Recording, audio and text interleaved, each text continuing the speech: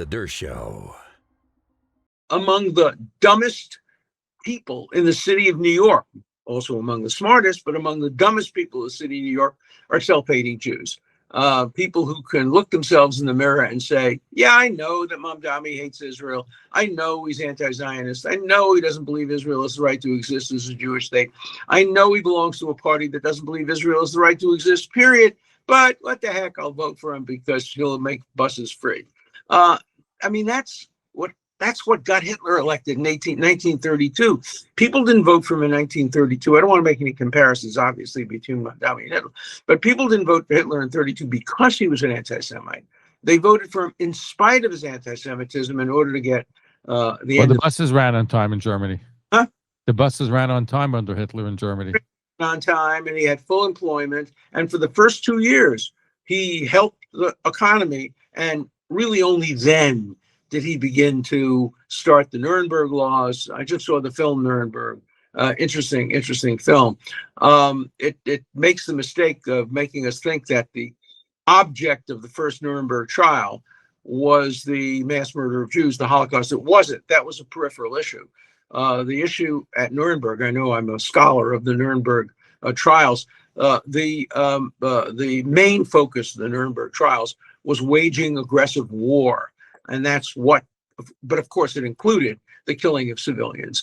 But it's an interesting movie. It's worth seeing. Our guest is Harvard Law Professor Emeritus Alan Dershowitz. What legally can Jews do in New York with Mamdani? Because he's going to probably restrict access funds to groups that have connections to Israel. I don't think there'll be an Israeli Day parade. He certainly wouldn't march into it. Is there any legal recourse that the citizens have in New York? Yes, and the Anti-Defamation League has set up a kind of watch, Mamdani watch. Of course, J Street opposes it and says it's anti-Islamic, but anything J Street says is probably completely dead wrong. But we ought to put together a legal team, I'm happy to be on it, to challenge Mamdani if he tries to end the Israel Day parade, if he tries to cut off funding to Jewish groups, if he does anything that reflects his horrible anti-Israel and, in my view, anti-Semitic bias. We have to fight back. We have to be ready to take him to court at every turn and make sure that he can't get away with anything. And I'm prepared to participate actively in that effort. You have a group of lawyers that are going to be working with you on this effort? I've just suggested it for the first time on this show, but if people want to volunteer to do that, they should, write to you and you'll get their information to me. But I have so many things on my plate. I'm also defending Bibi Netanyahu. And if he were to come to New York, as he will in September, I will be at his side.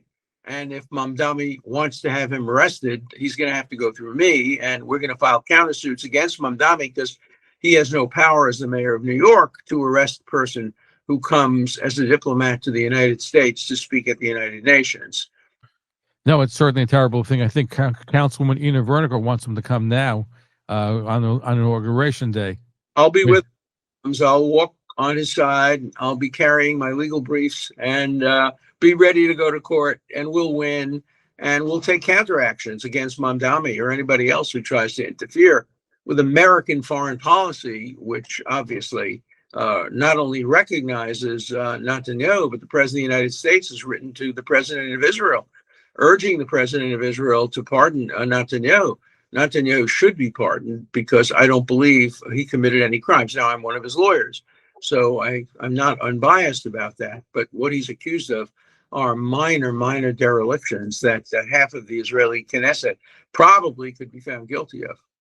By the way, before we're talking about Schlossberg running for Jerry Nadler's seat, what is your relationship with Jerry Nadler? Zero. I don't like him at all. I've never liked him. He's a buffoon. He has been part of the switch of the Democratic Party away from Israel. He's like so many other Democrats. He wants to have it both ways. He wants to satisfy the most radical of his constituents, and I'm glad he's leaving. Who do you like more, him or Chuck Schumer? Well, I've known Chuck Schumer a lot longer. I remember him as a student at Harvard Law School.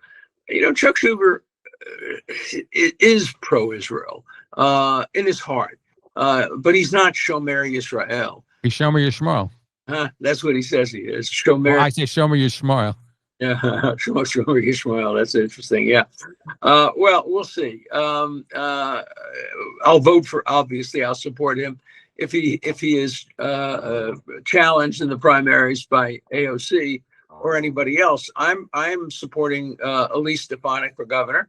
I think she would be a great governor. I don't think Hochul has been a good governor. And so I don't vote in New York, but I obviously support candidates in New York, and I contribute to campaigns in New York.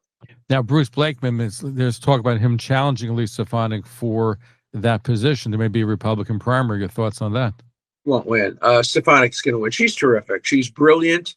Despite the fact that she went to Harvard, she's really smart.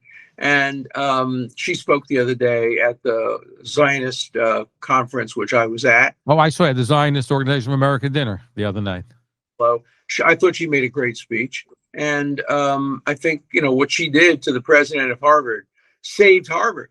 If Claudine Gay were the president of Harvard today, it would be sinking deeper and deeper and deeper into the abyss, and it would be getting fewer and fewer funds from the federal government. So she did a great job for Harvard by getting rid of the worst president in Harvard's history, who was totally incompetent, who was put into the job by Penny Pritzker.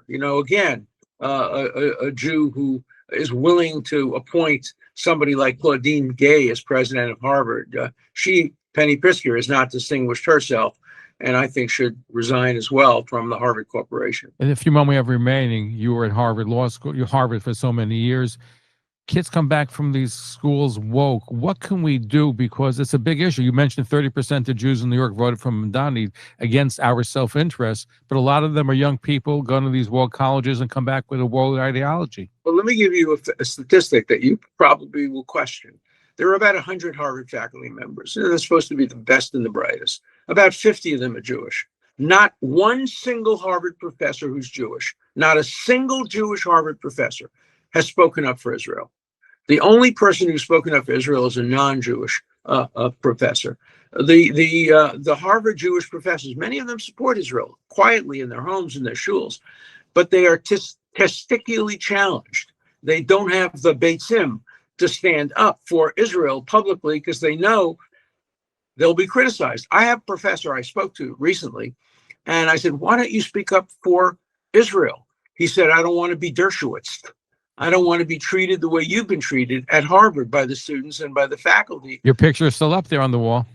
Pictures up on the wall, but I don't get invited back to speak to my students. And I was probably the most popular professor at Harvard when I was teaching there for 50 years, taught 10,000 students.